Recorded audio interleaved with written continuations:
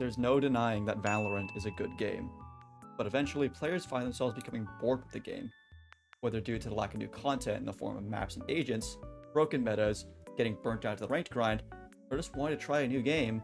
Several Valorant players have found themselves attempting to switch over to Counter-Strike to give it a try. However, while seemingly identical at first glance, Valorant and Counter-Strike are very different games when you begin to dig deep into how the games actually play out and the technical aspects and settings of both the games. Which is why in today's video, I'll be going over everything you need to know to begin playing Counter-Strike as a Valorant player with a series of simple, easy to follow guides.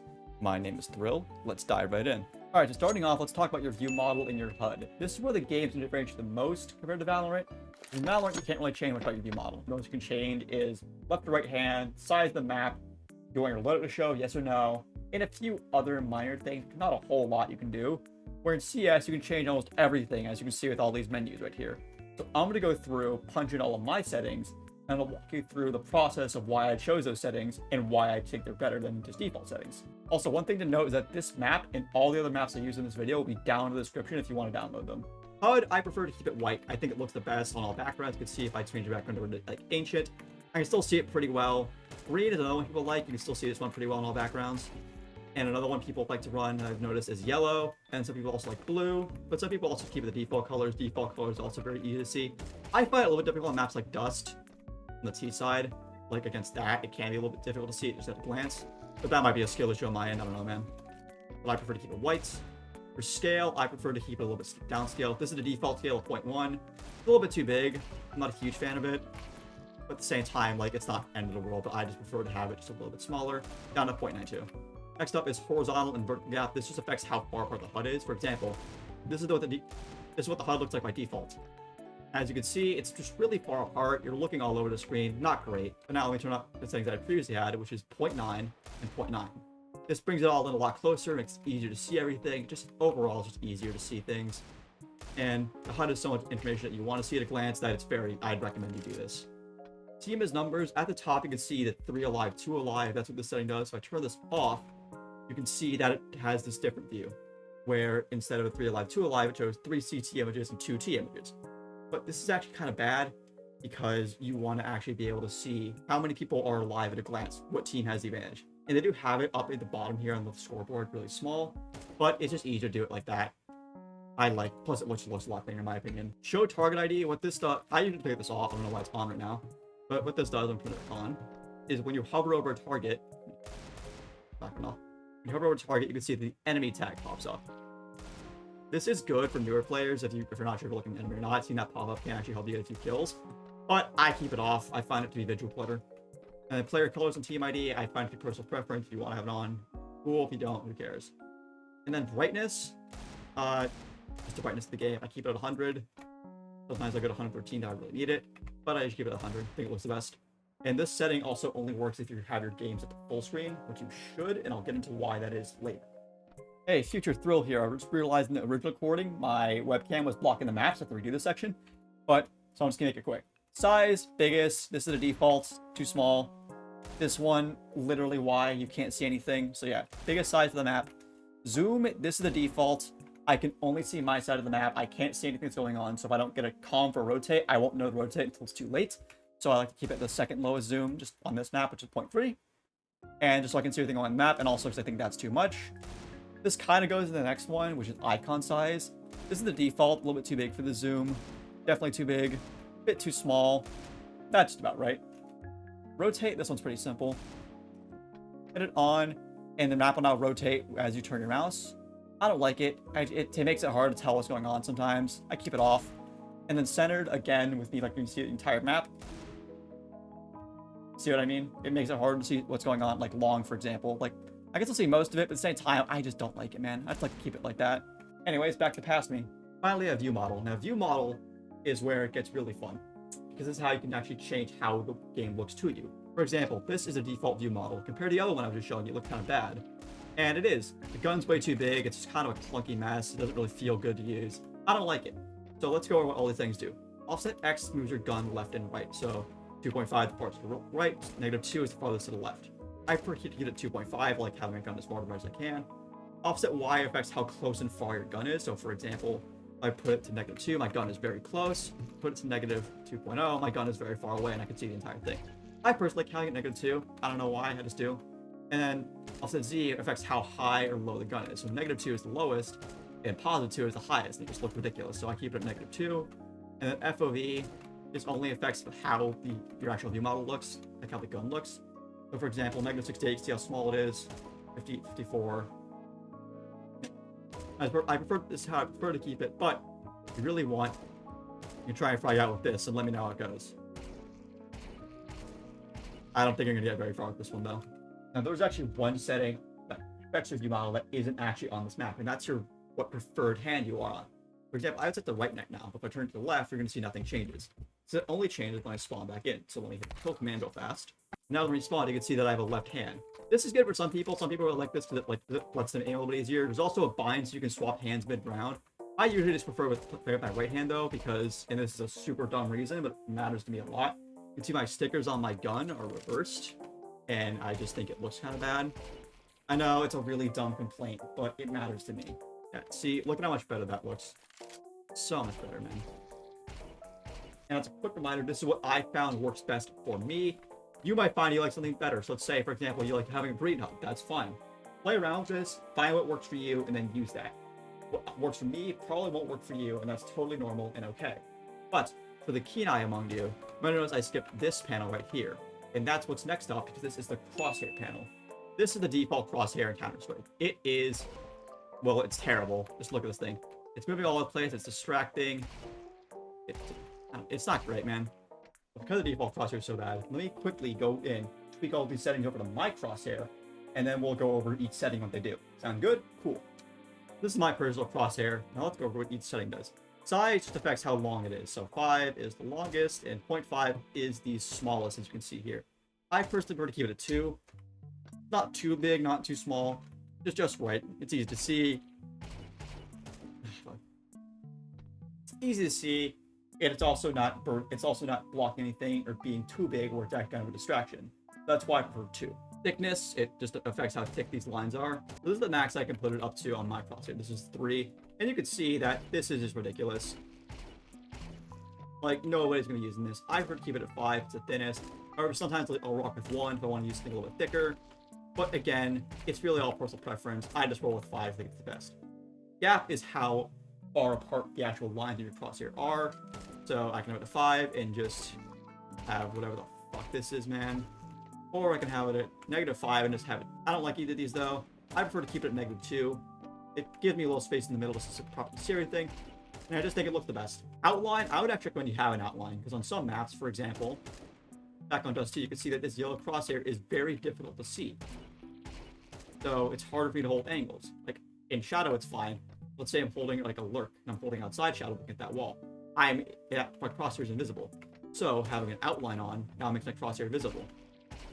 This is a really good setting. I'd recommend you have it on. It's all personal preference, but for me, I found that this works the best. Alpha is your opacity, so 128 is the most see-through, while 255 is completely opaque. You can't see anything through it. I rock 192. I found to be a happy medium. I also think this looks the best. The dot setting puts a dot in the middle of your crosshair. While this can be good, there's actually a meta here. Let me show it to you real fast. So if you reduce every size down to the smallest it can go, you get a perfect dot crosshair. You can just click heads like this. But I don't like it. I think it looks kind of ugly, so I'm taking it off. T-shape, just remove the top one.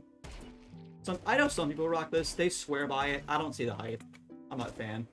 Now, colors would actually start to matter. There's 3 colors that are most commonly used. And it's white, cyan, and green. These are the most commonly used because they're easy to see with an outline and easy to see just in general on most maps. Personally, I rock a yellow crosshair with an outline, as yellow is the fastest color to react to. I also think it looks the best. Yeah, I'll get kind of outlandish. You can go with the deep blue if you're feeling kind of special. Or if you really want to, you can go pink. Because why not, right? Option 2, follow recoil is actually a pretty cool setting that they introduced in CS2. So here, let me show you what it looks like without it on. So you can see as I spray my gun, my crosshair stays in place as the bullets still go above the crosshair. But with this setting on, if I come over to here, you can see that my crosshair is now following exactly where the bullets land. I actually recommend you turn this on if you're newer and you don't know how to spray properly yet, because it can actually help you hit more sprays You know where the bullets are gonna go. Me though, I'm not a huge fan of it. I'm just turn it off. The next setting is gap based on weapon. For this, I'm gonna use the deagle. You can see that without the setting on the deagle. It just is the same as my other crosshair for my AK. Now, if I turn the setting on, you can see that when I put my deagle out, it's a lot wider, which is kind of a visual indicator. Hey, this weapon is a lot more spread. You should probably be a lot more careful, take your time, and try and line your shots as best as you can. So it can be good for some newer players. I'm not a huge fan though. I prefer to play with it off. And then sniper crosshair width is actually kind of a special one, so let me grab it off and demonstrate this. This is the default thickness of the sniper scope. It's very thin, very easy to see around, and it overall just looks really nice. But for older players, they prefer to have it thick because it reminds them how it looks used to look in scenes like CS Source, 1.6, all that fun stuff. Me personally, I prefer to keep around 2. I think it's the best way because I also play at Source. So it gives me nostalgia, but it's also not so thick I can maybe miss something. And that's it for the crosshair settings. Once again, these are all personal preference, and you can actually find pros crosshairs online. So I would recommend going around messing with them first, and then tweaking them as you go along to get the settings you want and find the crosshair that's best for you. The thing I forgot to mention last time is that if you want to save your config, you have to come here and click save and exit, then hit yes. Otherwise, you have to come back in and do all this again, and that's gonna suck, man. The next setting on our list is resolution, which works very differently in Counter-Strike as opposed to Valorant. Let me explain. And to do so, we're back in Valorant. So as you can see right now, this is what 1920 by 1080 looks like in Valorant. Note how spaced out the HUD is in the size of the bots. Now I'm going to switch over to 1440 by 1080, which is a 4:3 resolution, and should theoretically be such shreds. You can see that while the HUD gets a lot closer together, the bots remain to be the same size. I'll put a side by side on screen right now. As you can see here, the bots are the same size on both 16:9 and 1440 by 1080p. And while there are ways to get around this, Riot does consider it a bannable exploit, so I personally wouldn't recommend that you try that. So we're now back in Counter-Strike, and we're going to take a look at the same resolutions. Right now I'm on 1920 1080. Now let's look at the bots. Take note of them. I'm going to stand right here, and we're going to do a side-by-side when we switch over to resolution. But now let's see 1440 1080. As you can see, we're now in the 1440 by 1080p resolution. And just look at the bots. The bots are a lot wider. Don't believe me? Here's a side-by-side comparison for you. Yeah, they're a fair bit wider. Because of the way I have this set up, it's actually stretching the resolution out to make it fit, and therefore stretching the models on my screen as well. This doesn't make it easier to hit them, but it does make them easier to see them. However, of course, the advantage is big has a caveat. Anyways, we're back on 1920 1080, and I just want you to pay attention to this bot on the far right side of my screen when I switch back over to 1440p 1080, okay? Okay, cool. So I just switched back over to 1440p 1080, and as you can see, as I exit out of the menu here, the bot is gone. You can still see a shadow right there, but the bot is gone. On 1440 1080p, you have a lower overall FOV than you do on 1920 1080. And this is known in the community as being 4:3'd. And it is so common, it actually happens to pros as well. Here, I'll play a clip for you right now. Of this map. Oh, the boy. rest of Liquid find their defense.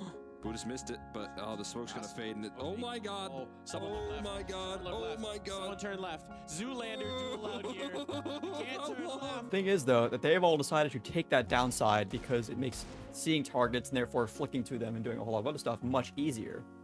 And while it is personal preference, it does give you a somewhat advantage, so you could play native, but I would personally be playing 4:3. Because, man, this is something else, man. But what good is a resolution if you can't shoot your gun on it? So now, let's talk about the gunplay of Counter-Strike 2. Now, Counter-Strike and Valorant say this shared move system of if you're running, you're a lot more inaccurate, but if you're standing still, you're really accurate. And in Counter-Strike, this behaves a little bit differently than it does in Valorant because of a property of the Source engine. Here's how it works. Basically, in Counter-Strike or any Source game, really, as you move, the second that you let go of the key, you carry a bit of momentum through until you stop. To compare this, I've switched back over to Valorant, where as I strafe, the second I let go, I just stop. Strafe, let go, stop. Strafe, let go, stop. You don't carry any momentum through whatsoever. So if you are coming from Valorant and you're used to just letting go of the key, you're probably going to get owned, because if I switch over to the AK here, as you can see, as I carry the momentum through, it's kind of missing. I'm shooting all over the place. I'm just shooting like a jackass. So you have to learn how to counter strafe. And counter strafing is very, very simple. Here, I'll show you how it works right now. Let's say I'm jiggling this angle. Jiggle, jiggle, jiggle. I see that guy. I'm going to hold A to go left. And once I'm crossing over him, I'm gonna hit D to stop and immediately get that perfect standing accuracy to shoot. This is a skill that you need to perfect if you want to get good at Counter-Strike. Because, man, some of the peeps you can pull off with it are nasty. But between you and me, counter-strafing isn't going to do you much good if you can't spray your rifle, because in CS, spraying is much more important than it is in Valorant. So, we are currently on the Recoil Master map that will also be linked in the description, as with every other map in this video. As you can see on the screen, the spray pattern for the M4A4 is shown where the green is the first bullet. Now, you can come down here, if I hit lock, and I spray at this target, you can see that I hit 16 out of 30 in the target, with 7 in the inner, 9 in the outer. And that's actually a pretty solid spray. One thing you can do is crouching into the spray, though, to help control it as it goes on. For example, spray a little bit, crouch into it, helps get the control. You can see I hit a couple more shots on target. So it is useful. I would just crouch about between 2 to 5 bullets when you want to start crouching. Otherwise, just break off, disengage, and then re-engage. But anyways, let me show you this one last resource to help you get good at gunfighting, and that's these pre-fire maps. This one is Dust 2. But as you can see right here, you pick a difficulty. Easy, the bots don't shoot. Medium, they shoot a little bit. Hard, they shoot a lot. I typically do easy on these just because I'm just running through the warm-up, get formed up my aim, all that kind of stuff. I'll run a few on medium towards the end of my warm-up, but mostly I'm running on easy. But you pick your gun, so A4, AK, A1, or even the AWP. And then your sidearm, which is locked eagle USP. And after you've picked out your weapon, you go through this door. And as you can see, there are now bots spawning in common areas where players like to hold from. And this is a really great way to work on your counter strafing and your spray control. And as every other map in this video, this will be linked in the description if you want it.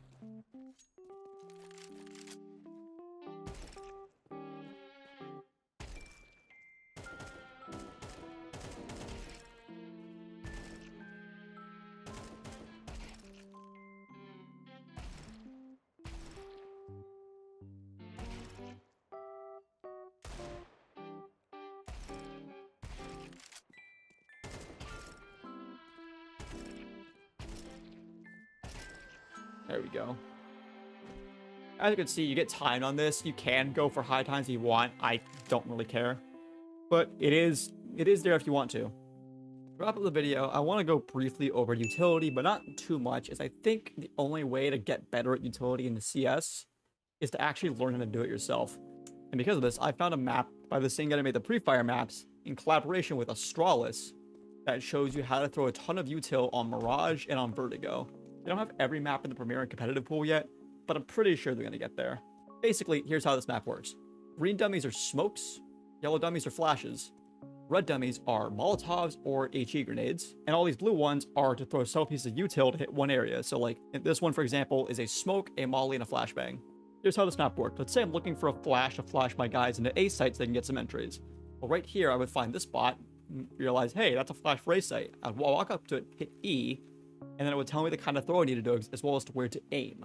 So this one, it's a regular throw, just throw it right here, and it'll flash all of A site, so your guys get some entries. This is a little tip though, I recommend you bring it up to a map like this, just because sometimes what you actually need to line up with is very small and hard to see.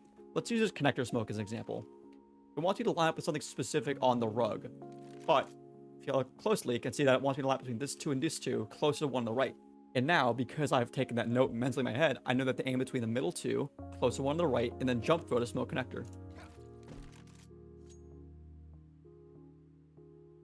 And just like that, ba-boom.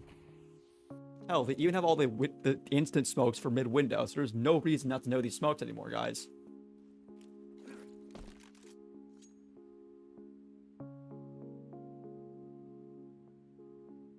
Beautiful. Anyways, with that all out of the way, that's actually it for this video. If you enjoyed this video, drop a subscription, because I'm going to do another video where I go into the more advanced mechanics of CS and try to build off what you know from this video and from Valorant to kind of explain them. And if you like the video, has something you want to add, drop a comment down below. Anyways, my name is Thrill, and I'll see you in the next one. Bye-bye.